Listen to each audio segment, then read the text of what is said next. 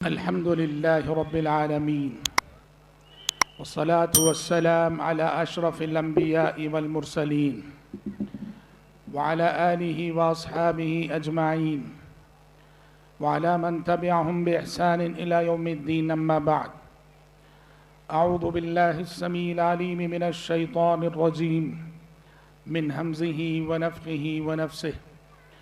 وما أمروا إلا ليعبدوا الله مخلصين له الدين حنفاء ويقيموا الصلاة ويؤتوا الزكاة وذلك دين القيمة.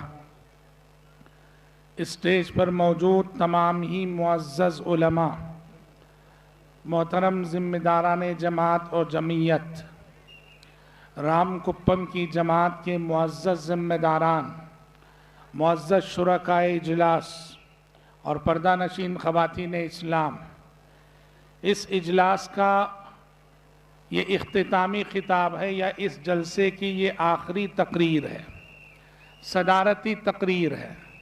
صدارتی تقریر میں یہ گنجائش ہوتی ہے کہ ایک موضوع پر بولنے کے بجائے بولنے والا کئی موضوعات میں بول سکتا ہے.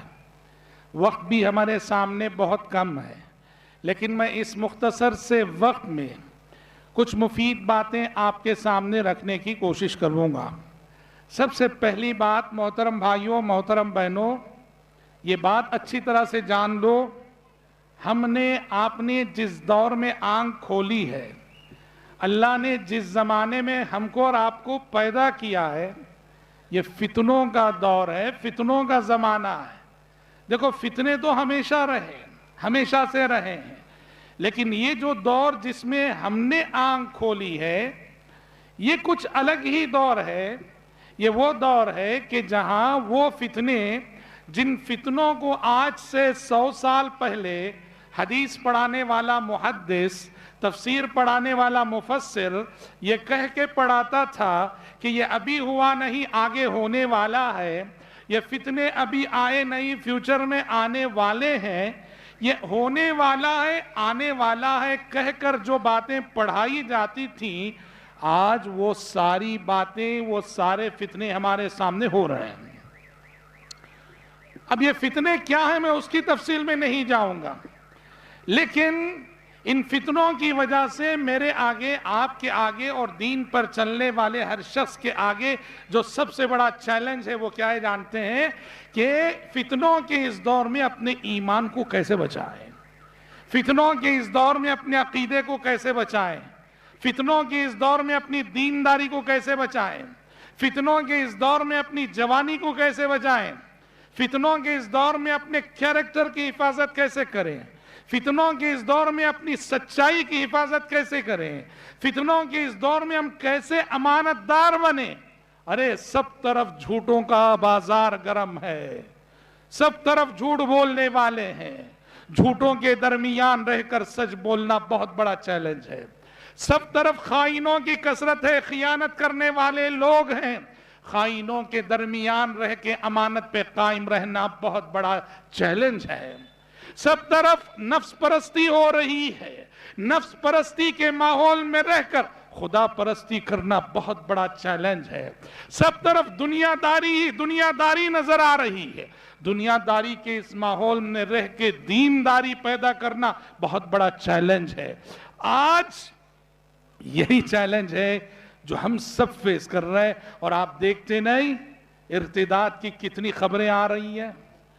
اگر آپ کی نظر سوسائٹی پہ، حالات پہ، سماج پہ گہری ہے، واللہ العظیم ہوش اڑ جائے گی، ہوش اڑ جائے گی، کانپنے لگیں گے.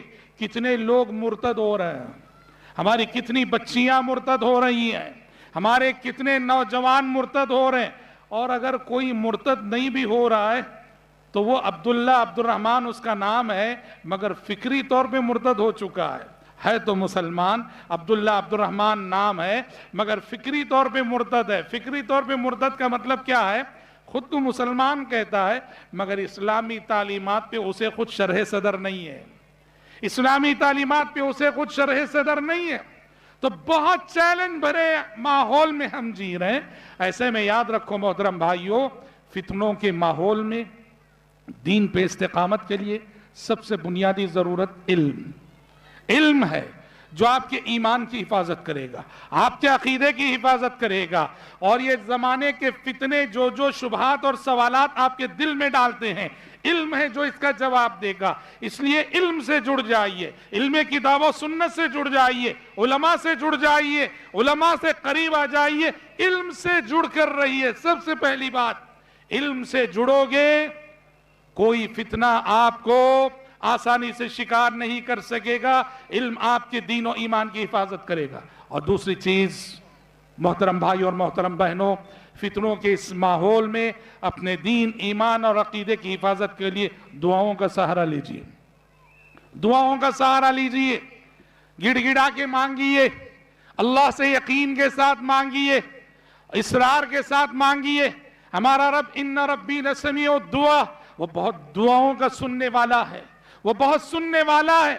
مسئلہ یہ ہے کہ ہم مانگتے نہیں، اور مانگتے ہیں تو غافل دل کے ساتھ مانگتے ہیں، دعا کرتے ہیں تو ہماری دعاؤں میں یقین کی کیفیت نہیں ہوتی ہے، دعا کرتے ہیں تو ہماری دعاؤں میں گڑ گڑاہٹ کی کیفیت نہیں ہوتی ہے۔ آپ اپنے رب سے مانگیے، یقین کے ساتھ مانگیے، گڑ گڑا کر مانگیے، اصرار کے ساتھ مانگیے، تہجد کے وقت مانگیے، سجدوں میں مانگیے، واللہ العظیم رب العالمین آپ کی دعائیں سنے گا۔ تو اللہ سے دین پر استقامت مانگیے دعاؤں میں۔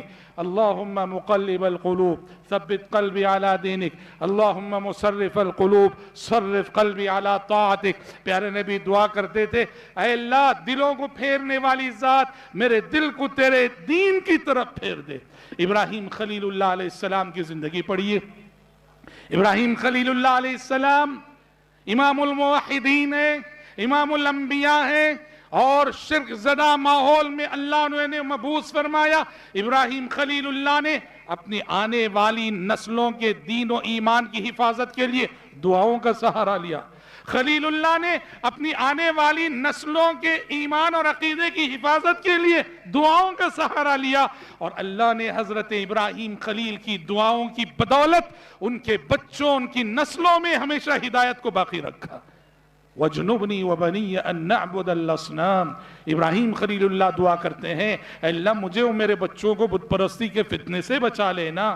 رب اجعلنی مقیم الصلاة ومن ذریتی، اے اللہ مجھے نمازی بنا دے، میرے بچوں کو نمازی بنا دے۔ یہ جو خلیل اللہ کی دعائیں تھیں، ربنا وبعث فیہم رسولا منہم یتلو علیہم آیاتک ویعلمہم الکتاب والحکمت ویزکیہم انک انت العزیز الحکیم۔ خلیل اللہ کی یہ دعائیں ہزارہ سال تک ان کی نسلوں کو سایہ دیتی رہیں۔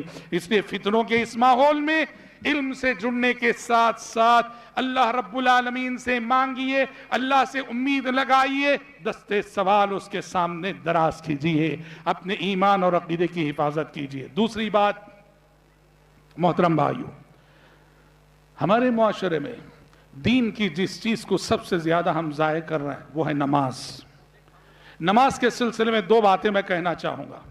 ایک طرف ہمارے وہ بھائی جو نماز پڑھتے نہیں، یا پڑھتے ہیں تو ایک نماز پڑھے دو نماز چھوڑ دیے، آج پڑھے کل چھوڑ دیے، یا جمعہ پڑھے تو پھر دوبارہ جمعہ۔ میں اپنے ایسے بھائیوں سے کہنا چاہوں گا جو نماز کے سلسلے میں غفلت میں مبتلا ہیں، یاد رکھو ایک مسلمان کی پہچان نماز ہے۔ کفر اور اسلام میں فرق کرنے والی چیز نماز ہے، شرک اور توحید میں فرق کرنے والی چیز نماز ہے۔ بین الکفر، پیارے نبی صلی اللہ علیہ وسلم نے فرمایا العہد الذی بیننا وبینہم الصلاۃ فمن ترکہا فقد کفر۔ نماز کا اہتمام کیجئے، نماز کی پابندی کیجئے، اور جان لیجئے کہ پیارے نبی جن کے امتی ہونے کا ہمیں شرف حاصل ہے، جن کی محبت کا دم ہم بھرتے ہیں، دنیا سے جاتے ہوئے آپ کی زبان مبارک پہ جو وصیت تھی وہ یہی تھی، الصلاۃ الصلاۃ۔ آخری سانسیں نبی کی چل رہی ہے اور آپ اپنی امت کو وصیت فرما رہے ہیں، آپ کہہ رہے الصلاۃ الصلاۃ، لوگوں نماز نماز۔ آپ نماز کو ضائع کر رہے ہو، اپنے نبی کی وصیت کو ضائع کر رہے ہو، آپ نماز کو ضائع کر رہے ہو، اپنے پیغمبر کی نصیحت کو ضائع کر رہے ہو۔ اس لیے محترم بھائیو نماز کی پابندی کرو۔ اگر آج تک آپ سے کوئی کوتاہی ہوئی ہے, کوئی غفلت ہوئی ہے, آج کے بعد یہ غفلت نہیں ہونی چاہیے. اس اجتماع سے اگر آپ صرف نماز کی پابندی کا عہد لے کر اٹھیں گے کہ آئندہ سے ہم ایک نماز نہیں چھوڑیں گے, اور جو غفلت ہوتی رہی اس سے توبہ کریں گے, واللہ العظیم اجتماع منعقد کرنے والے اپنے مقصد میں کامیاب ہو جائیں گے. اگر آپ میں سے ایک نے بھی یہ عہد کیا, یہ وعدہ کیا اور یہ عزم کر کے مجلس سے اٹھیں کہ آج سے ہم نماز کی پابندی کریں گے, ماؤں بہنوں سے بھی گزارش ہے, اپنے گھروں میں نماز کا ماحول رکھو, اپنے بچوں کو نمازی بناؤ. نماز جس گھر میں ہوتی ہے اس گھر میں برکت ہوتی ہے. نماز جس زندگی میں ہوتی ہے وہ زندگی برکت والی ہوتی ہے. جس زندگی اور جس گھر میں نماز نہیں وہ زندگی بے برکت, وہ گھر بے برکت ہوا کرتا ہے.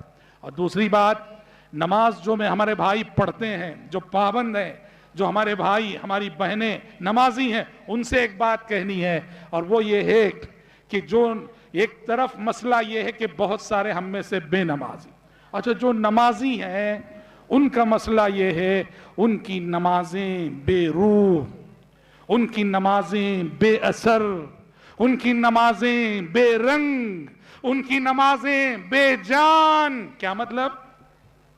کہنے کو میں اذان سن کے مسجد میں حاضری دے رہا ہوں, امام کی پیچھے نماز پڑھ رہا ہوں, سنتیں ادا کر رہا ہوں, مگر مسئلہ یہ ہے نماز کی اصل روح جسے شریعت نے خشوع اور خضوع سے تعبیر کیا کہ یہ جسم کے ساتھ دل بھی شامل ہونا چاہیے اس نماز میں, دل بھی لگے نماز میں, دماغ بھی لگے نماز میں, جسم بھی رہے نماز میں, اور روح بھی رہے نماز میں, ظاہر بھی رہے نماز میں, باطن بھی رہے نماز میں.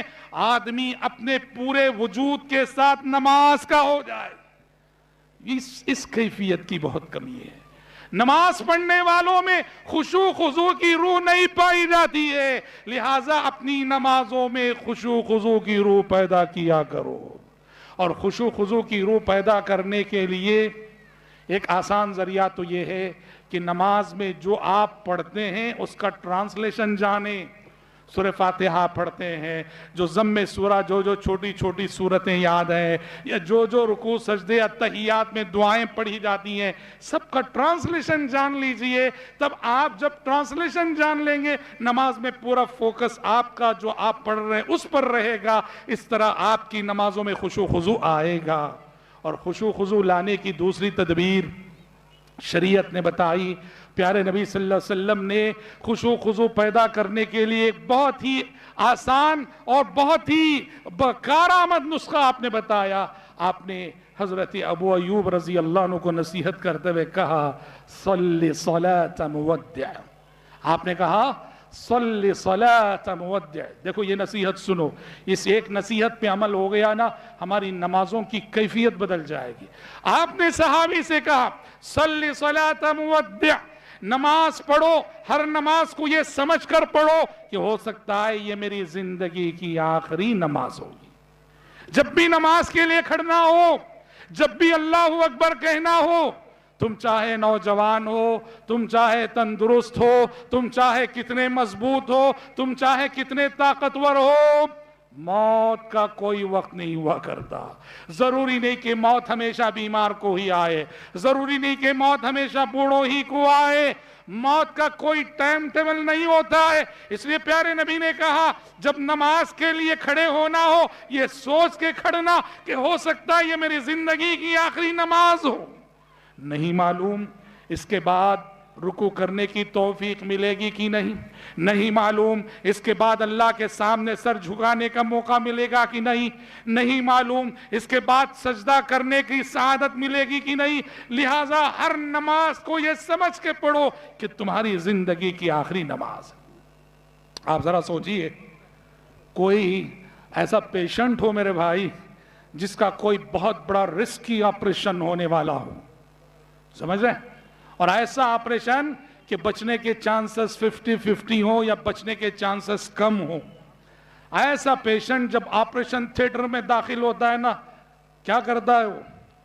اپنے رشتہ داروں سے گلے ملتا ہے, روتا ہے, سب کرتا ہے, اور آخری کام وہ جو کیا کرتا ہے, 2 رکعت نماز پڑھتا ہے. 2 رکعت نماز پڑھتا ہے.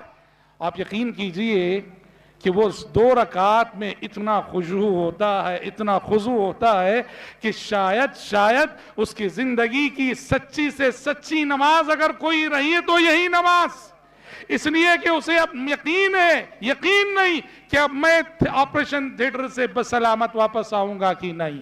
اس لیے محترم بھائیوں، جو نمازی ہیں وہ اپنی نمازوں میں خشوع خضوع کی روح پیدا کریں۔ نماز ہماری صحیح ہو جائے گی تو نماز ہماری پوری زندگی کو درست کرے گی، ہمارے معاملات کو درست کرے گی، ہمارے اخلاق کو درست کرے گی، ہماری معاشرت کو درست کرے گی، ہمارے لین دین کو درست کرے گی۔ نماز پوری زندگی کو بدل کے رکھتی ہے۔ اور آخری میں اپنے نوجوان بھائیوں سے مخاطب ہو کر ایک دو باتیں کہہ کے اپنی گفتگو ختم کرتا ہوں۔ ہمارے معاشرے کے بہت سارے مسائل ایسے ہیں جو نوجوان نسل سے جڑے ہوئے ہیں، نوجوان لڑکوں سے، نوجوان لڑکیوں سے۔ اور اس وقت ایک مسئلہ جو عالمی پیمانے پر سب سے زیادہ پریشان کن ہے وہ ہے ڈرگز اور منشیات کا مسئلہ، نشہ لینے کا مسئلہ۔